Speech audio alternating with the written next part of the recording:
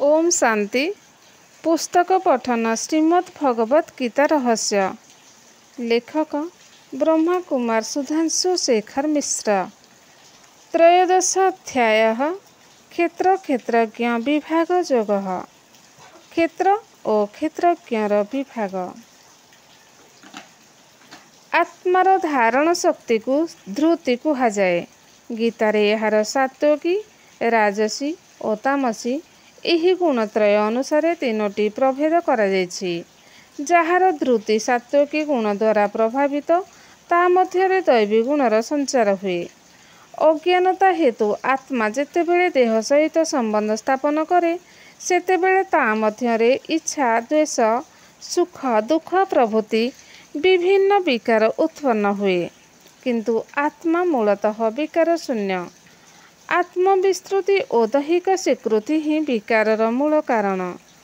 ଆତ୍ମାକୁ ବିକାରମୁକ୍ତ କରି ପରମାତ୍ମାଙ୍କ ସହିତ ସମ୍ବନ୍ଧ ସ୍ଥାପନ କରିବା ପାଇଁ ଦେହ ଓ ଆତ୍ମା ମଧ୍ୟରେ ଥିବା ପ୍ରଭେଦକୁ ଅନୁଭବ କରିବା ଏକାନ୍ତ ବିଧେୟ। ନିଜକୁ ଶରୀରଠାରୁ ପୃଥକ୍ ଏକ ଆତ୍ମା ଅନୁଭବ କଲେ ବିକାର ଉତ୍ପନ୍ନ ହେବାର ସମ୍ଭାବନା ନଥାଏ। ଜ୍ଞାନର ସ୍ୱରୂପ ଓ ଲକ୍ଷଣ।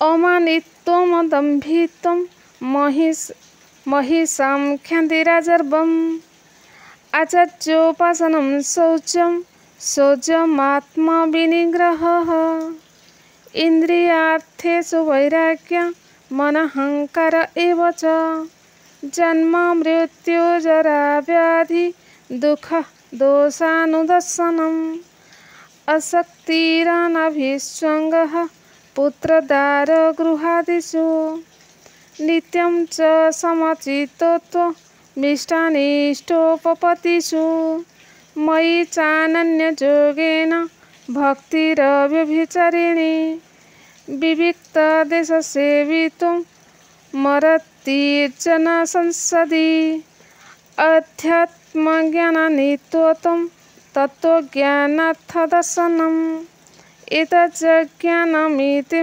प्रोक्तम् अज्ञानं यततोऽन्यथा।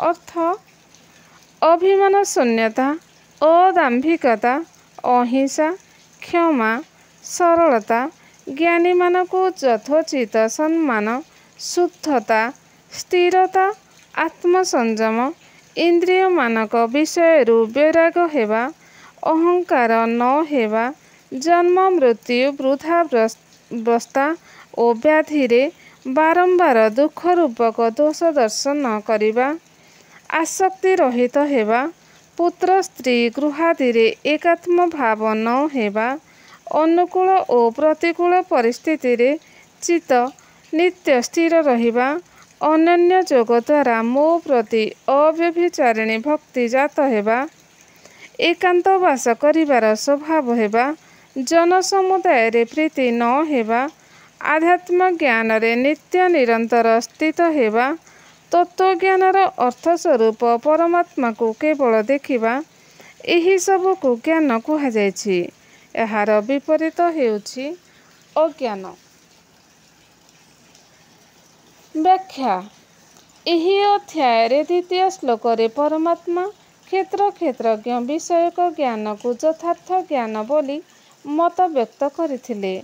किंतु एही ज्ञान प्राप्ति हेबार साधन कौन? एठारे सप्तम रु एकादश श्लोक पर्यंत 5टी श्लोक रे जेउ 20टी साधनर वर्णना कराଯାଇଛି, सेगुड़िक ज्ञान एवं सेगुड़िकर विपरीत को अज्ञान कुहाଯାଇଛି। निम्नरे सेगुड़िकर विस्तार भावे वर्णना कराଯାଇଛି। अमानित्वम्। निजठारे श्रेष्ठत्वर अभिमान न रहिबा ही अमानित्व। केही केही प्रारंभिक जीवन रे कठिन साधना द्वारा सफलतार शीर्ष देश रे पहुँची जाती। तांकोठारु किछि उपदेश पाइबा आशारे तांको दर्शन करिबा पाई बा तांको सान्निध्य लाभ करिबा पाई बा तांको सभारे विशाल जनसमागम होइथाए। लोके तांको भक्तिपूत हृदय रे श्रद्धा और सम्मान ज्ञापन करती। अन्य केतेक पूर्वजन्म प्रारब्ध हेतु ବିନା ପ୍ରୟାସରେ ଲୋକମାନଙ୍କ ଠାରୁ ମାନ ସମ୍ମାନ ସ୍ନେହ ଶ୍ରଦ୍ଧା ତଥା ଆଦର ଅଭ୍ୟର୍ଥନା ପ୍ରାପ୍ତ ହୋଇଥାନ୍ତି। ଏହାଦ୍ୱାରା ବ୍ୟକ୍ତି ମନରେ ଶ୍ରେଷ୍ଠତ୍ୱର ଅଭିମାନ ଆସେ। ଅନ୍ୟମାନଙ୍କ ଠାରୁ ନିଜକୁ ସେ ଶ୍ରେଷ୍ଠ ଭାବନ୍ତି। ମାନ ସମ୍ମାନ ପ୍ରତିଷ୍ଠା ଏବଂ ପୂଜାରେ ସେ ପ୍ରସନ୍ନ ହୁଅନ୍ତି। ଏହାର ଅଭାବରେ ତାଙ୍କ ମନ ଅବସନ୍ନ ହୋଇପଡ଼େ। ଏହା ହିଁ ମାନିତ୍ୱ ଏବଂ ଜ୍ଞାନୀ ବ୍ୟକ୍ତିର ଏହା ଲକ୍ଷଣ ନୁହେଁ।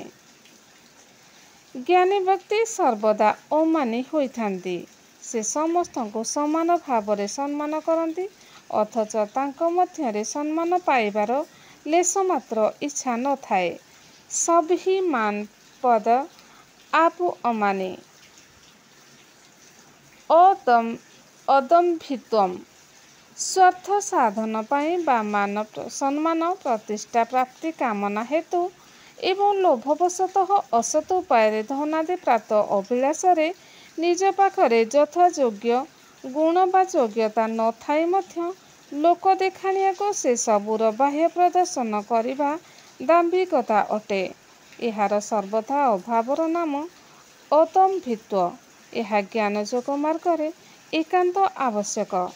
ଦମ୍ଭ ଆଧ୍ୟାତ୍ମିକ ଜୀବନରେ ସଫଳତା ପ୍ରାପ୍ତି ପାଇଁ ବାଧକ ଅଟେ।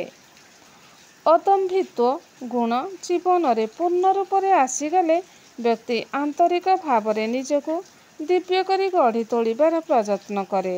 ନିଜ ପାଖରେ ଯାହା ତାର ଭଲ ଗୁଣ ଥାଉ ନା କାହିଁକି ସେ ଅନ୍ୟ ସମ୍ମୁଖରେ ପ୍ରଦର୍ଶନ ବା ପ୍ରକଟ କରିବାରେ ସଂକୋଚ ଅନୁଭବ କରେ।